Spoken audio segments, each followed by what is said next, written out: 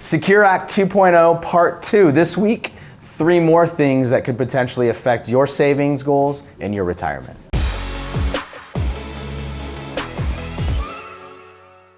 All right, so this is part 2, week 2. We're gonna finish out the top 6 things that we think are the most important from the hundreds of changes that occurred in the Secure Act 2.0. So for this week, we're gonna start at number 4.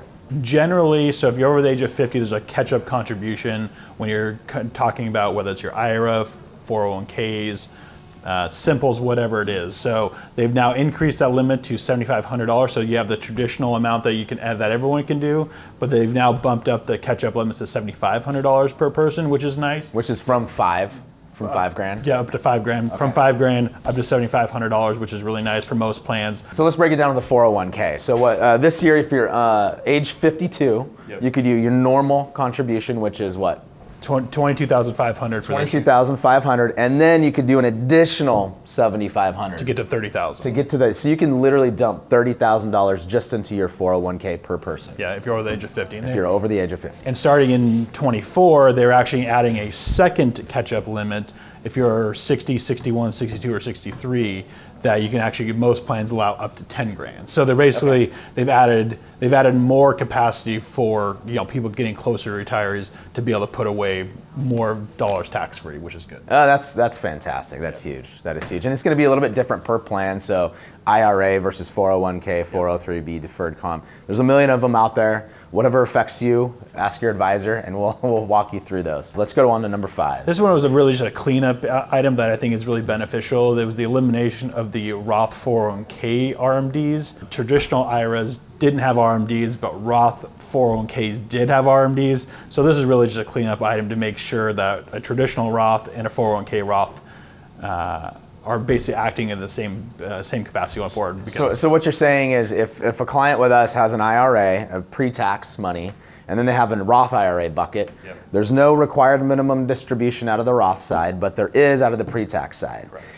Historically, if you left your money in a 401k, there was not just a required minimum distribution out of the pre-tax side, but also out of the Roth side. It made no sense. Believe it or not, the IRS did not know everything. Surprise! Surprise, surprise. So they are going through as a cleanup just to make each equal, whether you were in a company employer's plan or individual retirement account with us. So number 6, we know that this is a big one. There's a lot of moving parts. It's going to affect a lot of people, specifically for spousal beneficiaries. We know already, as a spouse, if you lose your spouse, you have some unique options being a married couple.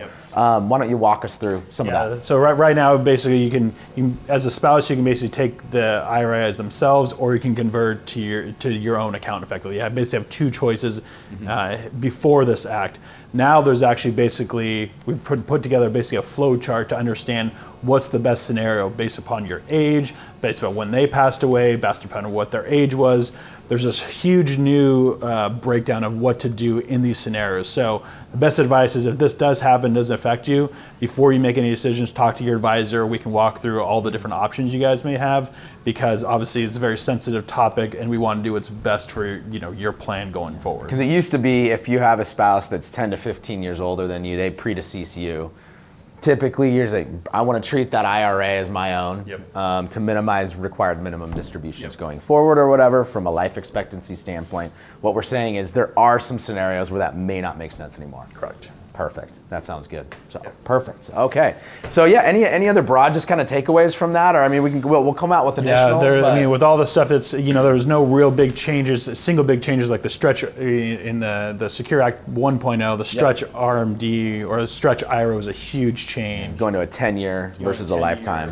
And going from 70.5 up to 72 was a big change during that time as well. And so obviously those have big overarching changes. These 100 changes obviously will get phased in and changed over time as well, because there still needs to be some clarifying items, but we'll keep it analyzing and reporting back to what you guys need. It could be leading up to a Secure Act 3.0 at some point is the whole takeaway. But anyways, we'll continue to update you all with anything that comes into changes alongside these tax law updates, but just know that we're keeping our eyes on it.